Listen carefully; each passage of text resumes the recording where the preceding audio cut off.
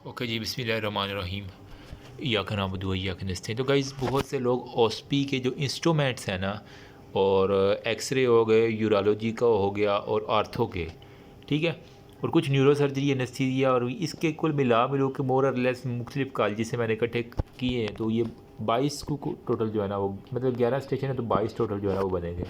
तो होपफुली ज़्यादा नहीं, तो अगर किसी ने कुछ भी नहीं ना पढ़ा तो वो इसको कर लेगा तो कुछ ना कुछ हेल्प हो जाएगी। अच्छा, इसको अब गौर से देखो ज़रा। ये इसका एक तो आएगा वाट दिस इंस्ट्रूमेंट सेट, ये पूरा आपको सेट नज़र आ रहा है, ठीक है। ये इसके अंदर डालते हैं, वो उसके अंदर फिर डाल के, और वो सारी का सारा इंडिकेशन क्या है, कॉम्प्लिकेशंस क्या है, और इसके अलावा इसकी केयर क्या है, what is the care of tracheostomy. मतलब हैंड पे उसने जवाब लिख ही दिया। तो ये सारे का सारा ट्रैकियोस्टमी सेट होता है, ठीक है। अब इसका कब कब यूज़ होता है? अपर एयरवे जब ऑब्स्ट्रक्शन हो, जब हमने कोई डेड स्पेस रिड्यूस करनी हो, या फिर हमने कोई भी सर्टेन ऑपरेशन करना हो, तो हमें पता है कि ट्रैकियोस्टमी यूज़ करनी होती है। अमूमन जब पेशेंट अनकॉन्शियस हो जाए तो सांस उसका बिल्कुल बंद हो चुका तो उसके अंदर। अच्छा, इसकी कॉम्प्लिकेशन यही है कि अगर अनट्रेंड बंदा होगा तो हेमरेज करवा देगा, नीमोथोरेक्स हो सकता है, ट्रेकियल स्टीनोसिस हो सकती है परमानेंटली, ठीक है। बाकी इसकी केयर क्या होती है, हमने क्या क्या, एक तो हमें जो चीज़ डालनी है वो ह्यूमिडिफिकेशन इसके साथ करनी है, और ट्रेकियो ब्रोंकियल टाइलेट्स जो है ना वो आपने इसके साथ केयर के अंदर करने होते हैं, ठीक है। अब ये देखो, ज़्यादा पिक्चर नहीं दिखाऊंगा क्योंकि इस तरह की पिक्चर यूट्यूब अलाउ नहीं करता। तो इसको ज़रा एक दफ़ा नज़र मार लो, ये देख लो, आपको छाले बना हुआ नज़र आ रहे तो बर्न का कोई ना कोई केस है, ठीक है। रूल ऑफ 9 लगा लेना। मैंने बर्न की जनरल सर्जरी की वीडियो बनाई हुई है। 9% दो आर्म है, राइट, और 9% लेफ्ट आर्म है, 9% जो है ना head and neck front back हो जाएगी, 9% चेस्ट है, 9% जो है ना आपका एब्डोमेन है, 1% पेरिनियम है, 9% right leg, 9% left leg front से, और फिर वो बैक से 9 आप कर देना, ठीक है। इसका मैंने वो फार्मूला आपको सारा रूल ऑफ 9 के अंदर बताया हुआ, वो देख लेना वीडियो। फिर आपका जो है इनिशियल मैनेजमेंट क्या होगी? आईवी फ्लूइड, एनाल्जेसिक है, टेटनस टॉक्साइड और एंटीबायोटिक्स। ये तो आपने इनिशियल का तो ABC एयरवे, ब्रीथिंग और सर्कुलेशन कर देना। बाकी फिर आईवी फ्लूइड लगा देने हैं, और उसके अंदर कोलाइड लगाने या क्रिस्टलाइड लगाना, ये भी मैंने सारा बताया हुआ। टेटनस टॉक्साइड लगाना और एंटीबायोटिक्स आपने दिखा देने हैं। अच्छा, लेट कॉम्प्लिकेशन क्या होंगे? कंट्रैक्चर बन सकते हैं, हाइपोट्रोपिक स्कार बन सकते हैं, की लाइट बन सकता है, और हमारे पास एस्कार बन सकते हैं जिसके लिए हमने एस्क्रोटमी करनी पड़ती है, वो सारे का सारा। तो स्कार बनवा देना, कंट्रैक्चर बनवा देना, वो सारे का सारा। फिर है जी ये आपको इस तरह एक पॉइंट दिखा हुआ है, ये मैक बर्निंग पॉइंट है, मतलब अब्लाइकस से एंटीरियर सुपीरियर इलिक्स स्पाइन उसको 2/3 और 1/3 के अंदर डिवाइड किया है हमने, ठीक है। तो इस पॉइंट का अगर नेम अगर इस इंसीजन का, तो हमारे पास है ग्रिड आयरन इंसीजन, इसका कहते हैं, ठीक है। मैक बर्निंग पॉइंट है, और इंसीजन का नाम है ग्रिड आयरन, मतलब लोहा है ना उसको ग्रिड के स्टेशन के अंदर ले जाना, बस इसी तरीके। तो ग्रिड आयरन मैंने यूँ याद रखा हुआ था। करना क्या है, अपेंडेक्टमी में करना होता है, ठीक है। कटते क्या गया, इंटरनल ओब्लिक और ट्रांसफर, IT से याद कर लो, इंटरनल ओब्लिक और ट्रांसफर से एब्डोमिनल काट देने हैं, ठीक है। बाकी वो कॉम्प्लिकेशन क्या हो सकती है, जब ना करोगे तो वहाँ भी इन्फेक्शन होगा, हर्निया हो सकता है, स्कार बन सकते हैं, हाइपरट्रोपिक ये वाला। अच्छा, ये इसमें ब्लड आ रहा है, ज़्यादा नहीं दिखाऊंगा। टाइप्स ऑफ, अब इसके अंदर वाउंड कौन सा है? इंसाइज्ड वाउंड, हमने इंसीजन दिया हुआ, देखो बड़ा स्मूथ सा, जिस तरह छुरी से या चाकू से इंसीजन दिया जाता है ना। टाइप ऑफ वाउंड हीलिंग कौन कौन सी? 2 मेजर टाइप्स होती हैं, फर्स्ट इंटेंशन और सेकंड इंटेंशन हीलिंग होती हैं, ठीक है। बाकी आपने कहना कि कौन सी चीज़ें प्रमोट करती हैं हीलिंग को? आपने कहा गुड ब्लड सप्लाई हो गया, गुड न्यूट्रिशन हो गया, विटामिन C अगर उसको दे दे तो वो हमारे पास काफ़ी हेल्प दे देता है, ठीक है। तो एक तो ब्लड सप्लाई अच्छी हो, न्यूट्रिशन अच्छी हो, विटामिन C अच्छी हो, तो वो चला जाता है। अच्छा, फिर क्या क्या इफेक्ट डिले किन किन लोगों में होता है? जो लोग अनीमिक होते हैं, जिनको इन्फेक्शन होता है, जो कोई भी फॉरेन बॉडी बार बार इरीटेट कर रहे, क्लीन नहीं कर रहे अपने माउंट को, तो इनके अंदर हो जाएगी। अच्छा, ये भी मैं ज़्यादा नहीं दिखा सकता पिक्चर, ज़रा बस इतना सा देख लो, ठीक है। अब ये क्या है, कंडीशन में हमारे पास गैंग्रीन ऑफ द टो है, शुगर के अंदर आपने देखा होगा गैंग्रीन बन जाती है, जो कोई भी ट्रॉमेटिक हो गया, इन्फेक्शन हो गया, फिजिकल या केमिकल हो सकता है। अब हल क्या है इसका? एम्प्यूट कर देना, मतलब वहाँ से पकड़ के काट दो उतना, ठीक है। और intermediate, what is intermediate claudication क्या है? Pain in the calf muscle on walking which में डिसअपेयर ऑन रेस्ट, मतलब वो जब चलेगा तो उसको दर्द हो, जब वो रेस्ट करेगा तो दर्द ठीक हो, जिसकी वजह से इंटरमीडिएट क्लैडिकेशन हो गया। अच्छा जी, ये क्या है? बैबकॉक है, ठीक है। हमारे पास ये इंस्ट्रूमेंट का नाम है, ये हमारे पास इसके ना बैबकॉक फोर्स, अब इसको कहते हैं। टिश्यू होल्डिंग है, जॉइंट है, कोई भी आपने हैंडल है, रैकेट हो गया, ये हैंडल हो गया, ठीक है। अब इसके अंदर वो कह रहा है हमारे पास डिफरेंट पार्ट्स कौन कौन से हैं? टिश्यू होल्डिंग एंड ये वाला इसका होगा, ठीक है। बाकी उसने कहा हुआ कि जॉइंट होता है और रैकेट होता है और हैंडल होता है। ये हमारे पास ये जॉइंट हो गया, रैकेट हो गया, यहाँ पे ये हमारे सारे हैंडल हो गया, ठीक है। और वो ये लाख हो जाया करता है। बाकी ये क्या है? ये तो अब आप बच्चे को पता है, प्रोटोस्कोप है, जिस जो क्लोन के अंदर वो जो है ना डाल के इंस्ट्रूमेंट इसको कहते हैं, ठीक है। अब डिफरेंट पार्ट्स इसके कौन कौन से पार्ट्स में जनाब, एक है शीथ है और एक हमारे पास ऑब्चुरेटर है। शीथ और ऑब्चुरेटर एक अंदर होता है, ये अंदर से फिर डाल के हम निकाल लिया करते हैं, ठीक है। डायग्नोस्टिक टू सी हेमराइड्स, जिन लोग, अगर आपने हेमराइड्स का पेशेंट देखा हो ना जिसकी सर्जरी हो रही होती है, तो उसके अंदर ये आपने देखा होगा आपके सर्जन लोग यूज़ करते हैं। पोली कोई हो, कोई हमारे पास वो साइनस बना हुआ है तो वो देखने के लिए injection sclerotherapy for haemorrhoid first degree polypectomy जो है ना वो आपने कर देनी होती है। अच्छा, अब वो कह रहे हैं कि indication of the use of this equipment वही है, डायग्नोस्टिक और थेराप्यूटिक पर्पज़ के लिए हमने यूज़ करना होता है। नंबर 4 पे कंट्रा इंडिकेशन, किन किन लोगों में जिनको एक्यूट फिशर हो और फिर पेरिएनल हेमाटोमा हो तो उसके अंदर वो मजीद खिला देगा। स्टीलाइज कैसे करना है, ऑटोक्लेविंग के ज़रिए करना होता है।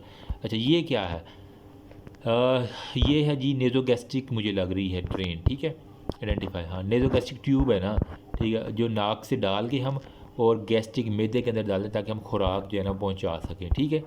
फिर उसके अलावा कहते हैं what do you make in make, किसने जो है ना make indicate distance of the tip from this, हाँ हमने इसकी जो है ना लेंथ इसके ऊपर लिखी होती है, इसके ऊपर मार्क हमने आपके जो फ्रंट वाला दांत है ना इंसीजर टीथ काटने वाले जो हैं वहाँ से इसकी मेजरमेंट लेनी होती है बच्चों बड़ों, और वहाँ से लेके हम इसके मुताबिक डालते हैं। कॉम्प्लिकेशन क्या है, ये परफोरेट कर सकती है, हेमरेज कर सकती है, या फिर ओटाइटिस मीडिया भी इवन करवा सकती है। परफोरेशन, हेमरेज, कोई इन्फेक्शन या ओटाइटिस मीडिया। अच्छा, इसका स्टीलाइजेशन करने के लिए हमारे पास क्या होता है, गैमा रेडिएशन हमने यूज़ करनी है। इसके लिए कोई ऑटोक्लेव नहीं, क्योंकि ये होती है प्लास्टिक, ऑटोक्लेव करेंगे तो वैसे ही जो है ना पिघल जाएगी, इसलिए हमने गैमा रेज जो है ना गामा के पास ले जाना, गैमा रेज भी याद कर लेना।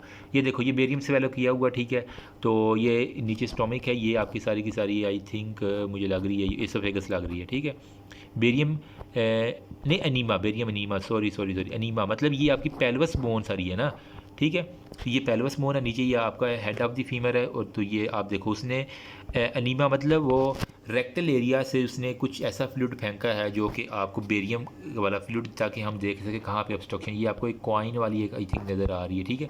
फाइंडिंग क्या है, 60 टीथ अपेयरेंस, जिस तरह आरी के दांत होती हैं वो वाला आपको अपेयरेंस नज़र आ रही है, और डाइवर्टिकुला इन सिग्माइड क्लोन हो गया, असेंडिंग ट्रांसवर्स डिसेंडिंग और सिग्माइड क्लोन के ऊपर वो कह रहा है हमारे पास कोई ना कोई डाइवर्टिकुला नज़र आ रहा है। फिर हमारे पास कह रहा है कि इंडिकेशन ऑफ दिस इन्वेजिटेशन किन किन में हमने करनी होती है, अगर किसी को ब्लीडिंग पर रेक्टम है या क्लोनिक ऑब्स्ट्रक्शन है, हमने देखने के लिए आया कि ऑब्स्ट्रक्शन है कहाँ पे, ठीक है। इसकी कॉम्प्लिकेशन क्या हो सकती है, ये डाई जो है ना वो हेमरेज, परफोरेशन, पेल्विक एब्सेस और फिस्चुला वगैरह जो है ना वो बना सकती है। ये देख लो आप एक्सरे, जहाँ जहाँ हवा होती है वो चीज़ काली होती है, तो हमारे पास ये देखो यहाँ पे भी हवा आ रही है नीचे, तो ये डायफ्राम के नीचे जो है ना एक्सरे चेस्ट इरेक्ट पोजीशन एक तो हमने लिया हुआ है, सीधा बंदा खड़ा हुआ है, ठीक है, उसका हमने एक्सरे लिया है। अच्छा, गैस अंडर द डायफ्राम, ये दिखा रहा है गैस अंडर द डायफ्राम, आपको ये पूरा गैस का नज़र आ रहा है, ठीक है। अब ये क्या कह रहा है कि व्हाट इज़ द कॉज, किन किन कंडीशन में गैस अंडर द डायफ्राम हो सकती है, अगर किसी को ड्यूडिनम की परफोरेशन, आंत की परफोरेशन है या एंट्रल परफोरेशन है उसके अंदर हो सकता है, ठीक है। तो मैनेज किस तरह करना है, अगर किसी को ड्यूडिनल अल्सर या एंट्रल, तो आपने एनजी ट्यूब डालनी है, आईवी जो है ना रिसेक्शन करनी है, और प्रिपरेशन फॉर लेप्रोटमी हो गया, एक्सप्लोरेटरी लेप्रोटमी करनी पड़ेगी। ये देखो आपकी हिप बोन है और ये फीमर है, तो शाफ्ट ऑफ द फीमर जो है ना आपकी टूटी हुई है, ठीक है। और वो बाकी वो कह रहा है कि ब्लड कैन बी, इस इंजरी में कितना ब्लड लॉस है, क्योंकि फीमर जो है ना हाई ब्लड रिच है, तो हमारे पास 2 लीटर तक आपने एस्टिमेटेड रखना है, ठीक है। तो 2 लीटर पेट्रोल होता है ना, 2 लीटर याद कर लेना। अब हमने क्या कि क्लिनिकल फाइंडिंग किस तरह, आपने पहले हिस्ट्री लेनी है, ठीक है, पेन की, स्वेलिंग पूछना है, अब नॉर्मल मूवमेंट देखनी है, क्रेपिटस कोई है वो देख लेना है। फिर वो कह रहा है टाइप्स ऑफ फ्रैक्चर क्या है, सिंपल है, कंपाउंड फ्रैक्चर है, सिंपल को क्लोज कहते हैं और कंपाउंड को ओपन फ्रैक्चर कहते हैं, ठीक है। अब इनकी रिडक्शन भी ओपन हो सकती है, क्लोज है, अगर जो हम चीरा दे के खोल के सारा करें तो ओपन रिडक्शन है, अगर उसको हम बंद करके करें तो मतलब जिस तरह हकीम होती है ना वो ऊपर से पकड़ के जोड़ देते हैं, तो वो हमें क्लोज रिडक्शन रहती है। प्रिंसिपल क्या है, मैनेजमेंट ऑफ फ्रैक्चर के, resection for the shock reduction of the fracture, immobilization करवा देनी। ये देखो अब ये आपकी जी एल्बो जॉइंट है, ठीक है, एल्बो है, ये हमारे पास ह्यूमरस है, ह्यूमरस का लोअर एंड टूटा हुआ है, yes. Radiograph of the humerus है, सुप्राकोंडाइलर फ्रैक्चर, ठीक है, ये लोअर एंड जो जिसे सुप्राकोंडाइल्स होते हैं ना, तो supracondylar fracture of the humerus हो जाएगा, ठीक है। और वो कह रहा है कि कॉम्प्लिकेशन क्या है इस फ्रैक्चर की, कॉम्प्लिकेशन में क्या है, वेस्कुलर इंजरी हो सकती है, माल न्यूट्रिशन या न्यूरोलॉजिकल इंजरी भी हो सकती है, पता नहीं ये माल यूनिशन में क्या लिखा हुआ है, माल यूनियन सॉरी, ठीक है, क्योंकि ये हाथ हिलाते रहते हैं बंदे, फिर वो माल यूनियन हो सकती है, अच्छी से जुड़ नहीं सकती, वेस्कुलर इंजरी हो सकती है या न्यूरोलॉजिकल कोई भी इंजरी हो सकती है। अच्छा, ये देखो अब ये है जी आपकी वर्टिब्री है, ये आपका हिप जॉइंट सारे का सारा, ठीक है, और ये आपके किडनीज दोनों नज़र आ रहे हैं, तो एक्सरे के अंदर क्या नज़र आ रहा है, IUV, यूरोग्राम है ना ये सारे का सारा। इंट्रावीनस कहते हैं यूरोग्राम, यूरो से यूरोग्राम है, इंट्रावीनस है आई थिंक, ठीक है। इंट्रावेस्कुलर या इंट्रावीनस, ये दोबारा कंफर्म कर लेना गूगल से। तो अच्छा, व्हाट अबनॉर्मेलिटी प्रेजेंट, इसके अंदर क्या अबनॉर्मेलिटी, ये देख रहे हैं आप गुर्दा, आपको क्या दिख रहा है ये right renal calyces and right hydronephrosis, यहाँ पे आपको पानी पानी सा जो है ना वो नज़र आ रहा है। तो हमारे पास ये वाला राइट होगा, ये वाला लेफ़्ट होगा, क्योंकि एक्सरे में हमेशा जो चीज़ होती है वो उल्टी नज़र आ रही होती है, ठीक है। तो ये वाली राइट होगी, ये वाली हमारे पास लेफ़्ट होगी। तो राइट के अंदर वो कह रहा है हमारे पास हाइड्रोयूरेसिस आपको सारे का सारा नज़र आ रहा है। फिर पॉसिबल काज ऑफ दिस, किन किन कंडीशन में ये हाइड्रो, अगर तो पेल्वो यूरेट्रिक कोई ऑब्स्ट्रक्शन है, यूरेटेरिक स्टोन है, या फिर यूरिनरी ब्लैडर का कोई ट्यूमर है, तो उसके अंदर हमारे पास होगी। डिफरेंट मैनेजमेंट क्या है इसकी, मैनेजमेंट के अंदर वो कह रहे हैं कि पाइलोलिथोटमी होगा, endoscopic removal of the stone है, या लिथोट्रिप्सी आप कर लें, लिथोट्रिप्सी, पाइलोलिथोटमी और एंडोस्कोपिक रिमूवल ऑफ दिस, मतलब एंडोस्कोप डाल कर रिमूव कर दें। लिथोट्रिप्सी में हम वो रेज डालते हैं, उसको क्या कहते हैं, गैमा रेज कहते हैं, क्या कहते हैं, एक पूरा एक नाम है वो आपने याद देख लेना। बाकी ये देख लो, ये तो बच्चे को पता है ना, फोलिज चीज़ है, ठीक है। तो हमारे पास ये फोलिज कैथीटर है, इसके अंदर डिफरेंट पार्ट्स कौन कौन से हैं, tip with opening, balloon with distal water, balloon with distal water, tip with, ये टिप है इसकी ओपनिंग है, इसके ऊपर ओपन हो रहा है, ये बलून आ गया इसका। फिर और क्या है हमारे पास, टू वेज है, क्योंकि इसके अंदर दो ट्यूब्स है, एक होता है थ्री वेज भी, जिसके अंदर एक और यहाँ पे नाली लगी होती है, वो थ्री वेज होता है। ये टू वे है हमारे पास, एक से हम पानी डालते हैं, इससे हमें यूरिन निकालने के लिए आसानी होती है, ठीक। पानी डालेंगे तो ये बलून फूल जाएगा, ब्लैडर के अंदर जब रखेंगे तो ये जब फूला हुआ होगा तो ये ब्लैडर से बाहर नहीं आ पाएगा, ठीक है। तो इसके लिए हम यहाँ से इंजेक्शन मार के सलाइन वाटर डाल के यहाँ से इसको फुला देते हैं। फिर जो यूरिन आना होता है ना, यहाँ से यूरिन जाके यहाँ से जाके जहाँ से होता यहाँ से फिर इस रूट से बाहर यूरिन नहीं आना होता है, ठीक है। फिर हमारे पास क्या कह रहा है कि हमारे पास इंडिकेशन अब कब टू मॉनिटर, अगर हमने यूरिनरी आउटपुट किसी सर्जरी के पेशेंट में देखनी है, किसी ट्रॉमा के पेशेंट में देखनी है, टू रिलीव यूरिनरी, अगर किसी का पेशाब बंद हुआ या फिर हमने यूरिन को अनकॉन्शियस और पैराप्लेजिक पेशेंट जिनके जो टांगे काम नहीं कर रही, पैराप्लेजिया हो चुका है, ठीक है, तो वो उनकी दरमर करेंगे। अच्छा, इसकी क्या, अगर ज़्यादा लंबा देर तक रहेगा तो इन्फेक्शन करवा सकते हैं, यूरिथ्रा की इंजरी हो जाएगी उसको, फिर वो पेशेंट प्रेजेंट करता है आपके साथ उसको वो यूरिथ्रा की जब इंजरी हो जाती है ना, तो इरेक्टाइल डिसफंक्शन के साथ प्रेजेंट करता है, ये बड़ी ख़तरनाक है, हमारे सर बताते थे। ये क्या है, ये हमारे पास हड्डी टूटी हुई है ना, ट्रॉमा की वजह है। CT scan of the skull है एक, तो हमारे पास ये सीटी स्कैन है, ठीक है। Depressed fracture of the skull valid होगा, ठीक है, क्योंकि ये हमारे पास उसने मारा है और अंदर की तरफ हड्डी डिप्रेस हो गई है, तो डिप्रेस फ्रैक्चर है स्कल का, ठीक है। और history of the head injury आपने देखनी है, प्रेजेंस ऑफ पाल्पेबल डिप्रेशन हो गया, और sign of the raise intracranial pressure देखना है। अब इसका हल क्या है, ट्रीटमेंट में आपने क्या कहना है, क्रेनियोटमी कर देनी है और एलिवेशन ऑफ दी, ये क्रेनियोटमी करके जितना भी यहाँ से गंद मैदा वो निकाल के इसको पकड़ के और ऊपर की तरफ एलिवेट करके जो भी आपने टांके शांके जो भी स्टेपल लगाना वो लगा देंगे, ठीक है। क्रेनियोटमी आ जाना, ये देखो ये सब एक्स्ट्रा ड्यूरल हेमरेज है ये वाला, ठीक है, क्योंकि ऊपर ज़्यादा नज़र आ रहा है चांद शेप का ना, एक्स्ट्रा ड्यूरल हेमरेज है। इसके अंदर क्या होता है, temporary loss of the consciousness हो जाती है, जो ही ट्रॉमा होगा वो लॉस हो जाएगा कॉन्शियसनेस। इसके अंदर ल्यूसिड इंटरवल जो है ना, सिनेरियो के अंदर जहाँ भी ल्यूसिड इंटरवल आप देख लो, बस आपने बता देना कि ये एक्स्ट्रा ड्यूरल हेमरेज है, ठीक है। वो मरीज़ थोड़ी देर के लिए उठता है, बातें करता है, फिर बेहोश हो जाता है, इससे हम कहते हैं ल्यूसिड इंटरवल, ठीक है। लेटर बाद में कन्फ्यूजन होगी, इरिटेबिलिटी होगी, इनिशियली वगैरह पेपिलरी कंस्ट्रिक्शन, लेटरली जो है ना फाइन अनकॉन्शियस। टोटल स्कोर जो है ना इसका, हाँ, GCS स्कोर 15 होता है, ठीक है। बाकी क्रेनियोटमी और एलिवेशन ऑफ हेमाटोमा बाकी में। ये क्या है जी, ये जिसने बता दिया ना, ये आप जब एनेस्थीसिया वाले में जाते हैं तो वो डालते हैं मुंह के ज़रिए गले के अंदर, तो एंडोट्रेकियल ट्यूब हमारे पास आएगी, ठीक है। अब इसके पार्ट क्या हैं, ये इसका बलून है, ये इन्फिल्ट्रेटर है, ये माउथ के साथ अटैच होता है, टिप है, कफ बलून है और कनेक्टर है, ठीक है। ये वाला हिस्सा जो है कनेक्टर है, ये इसकी टिप है, ये बलून है, और ये हमारे पास जो है ना वो फिलिंग करवाने के लिए हमारे पास होता है, ठीक है। अब किन लोगों में, अगर किसी को अपर एयरवे ऑब्स्ट्रक्शन है, अपर एयरवे में फिर अनकॉन्शियस पेशेंट है, जब फिर वेंटिलेशन सपोर्ट चाहिए अगर सर्जरी हम कर रहे हैं, ठीक है, तो इंस्ट्रूमेंट स्टेरिलाइज किस तरह करना है, इसको भी हमने गामा के पास ले जाना है, ठीक है। वो गामा पहलवान इसको स्टेरिलाइज करते हैं, मैंने यूज़ है। ये क्या है, ये मुंह में डालने वाली कोई चीज़ है, ठीक है। इसका नाम है हमारे पास ओरोफेरेंजियल एयरवे है, मुंह के ज़रिए फेरेंक्स के अंदर जो है ना हमने कहा, ये भी आपको एनेस्थीसिया वाले दिखाएंगे, ठीक है। इंडिकेशन क्या है, अगर किसी को एयरवे मेंटेन करना उसके अंदर होता है, इसकी भी स्टेरिलाइजेशन गामा रेज कर दिए। अदर ऑप्शन क्या है, अगर ये काम ना करे तो हम एंडोट्रेकियल ट्यूब डाल सकते हैं, और या फिर ट्रेक्योस्टमी कर सकते हैं। एंडोट्रेकियल ट्यूब हमारे पास ये वाली थी, एंडोट्रेकियल ट्यूब डाल दो, वरना मुंह से वाली जो है ना वो एयरवे ये वाली हमने क्या कहा था इसको, ये हमारे पास है ओरोफेरेंजियल एयरवे है, ठीक है। तो अब याद रह जाएगा। बाकी हमारे पास ये है जी, उसने बेरियम स्वेलो किया हुआ, ठीक है। ये एसोफेगस आपको यहाँ पे कंस्ट्रिक्शन नज़र आ रही, स्टीनोसिस है। तो हमारे पास बेरियम स्वेलो मेलिग्नेंट स्ट्रक्चर आ रही एसोफेगस हो गई, देख रहे स्ट्रक्चर्स हैं मेलिग्नेंट वाला। अब यहाँ पे वो कह रहा है कि प्रोग्रेसिव डिस्फेजिया पेशेंट किस तरह प्रेजेंट करेगा, उसको वो निगलने के अंदर मसला होगा। इन्वेस्टिगेशन कौन कौन सी रिक्वायर है, आपने एसोफेगोस्कोपी करवा लेनी है, बायोप्सी ले लेनी है, साइटोलॉजी लेनी है और एंडोस्कोपिक अल्ट्रासाउंड करवा लेना है, ठीक है। ट्रीटमेंट क्या है, एसोफेगेक्टमी, जो जो हिस्सा कंस्ट्रिक्टेड है इसको काट दो, इन दोनों को आपस में, एंड वाले को और ये शुरू वाले को आपस में मिला दो, इसे हम एसोफेगेक्टमी कहते हैं। सिंपल सा प्रोसीजर है।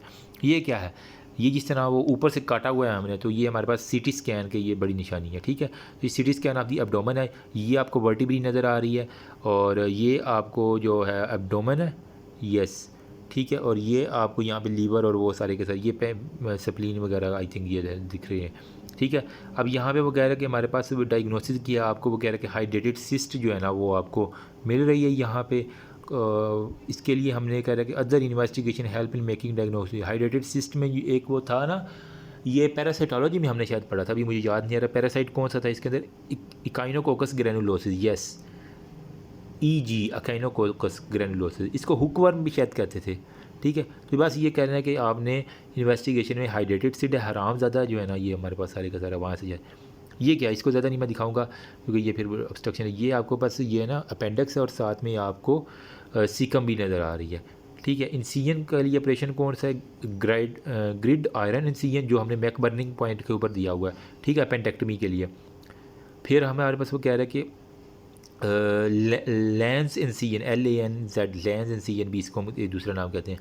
कॉम्प्लिकेशन क्या है, इन्फेक्शन हो सकता है, फिकल फिस्टुला या एडहीजन ऑब्स्ट्रक्शन हो सकती है, परफोरेशन हो सकती है, ठीक है। इस डिजीज़ की अगर ये अपेंडिक्स फट जाए तो अपेंडिक्स मास आ जाएगा और पेंडिकुलर एब्सेस हमारे पास बन जाएगा। अच्छा ये क्या है, ये है हमारे पास ये बैग है एक, अगर आपने देखा हो तो जिनकी ऑब्स्ट्रक्शन हुई होती है ना, परमानेंट ऑब्स्ट्रक्शन, उनका फिर एब्डोमेन के ऊपर से एक बैग सा नाली निकाल के बैग लगा दिया करते हैं, इसको हम कहते हैं स्कोप है, क्लोस्टोमी बैग हो गया, क्लोस्टमी बैग हो गया, क्लोस्टमी बैग, ठीक है। ये है फ्लैटस फिल्टर बिल्ट इन, फिर पर कट एपरेटस है, फिर क्लियर बैग और इंटेग्रल स्किन है, ये क्लोस्टमी बैग है, ठीक है। इसको अब ये क्या करता है, डाइवर्ट करता है, फीसिस को इकट्ठा करते रहते हैं, ठीक है। और ये रेस्ट और टाइम हीलिंग होती है, इसके अंदर रिपेयर होते हैं, फिर prominent collection of the faeces और फ्लूइड जितना भी होता है यहाँ पे कोलोस्टमी बैग के अंदर आ जाती है। अब इसके क्या क्या कॉम्प्लिकेशन है, ये क्या हो सकता है, प्रोलैप्स हो सकता है, रिट्रैक्ट हो सकता है, पैरास्टोमल हर्निया हो सकता है इसी वजह से।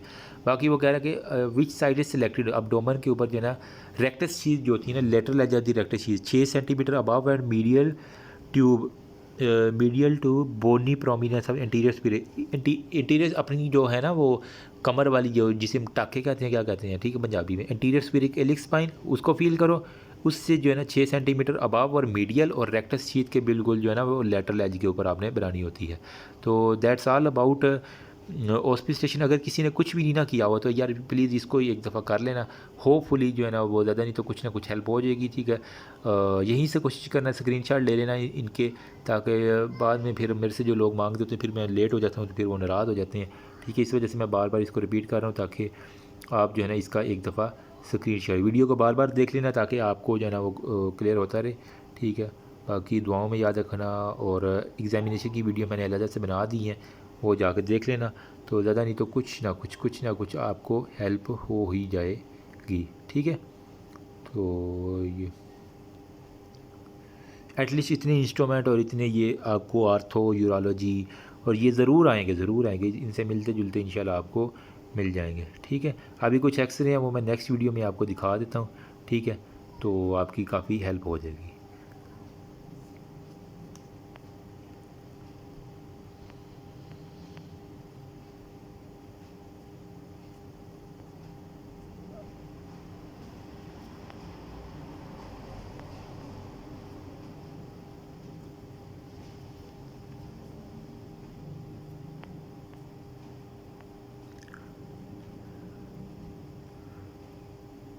बैबकॉक,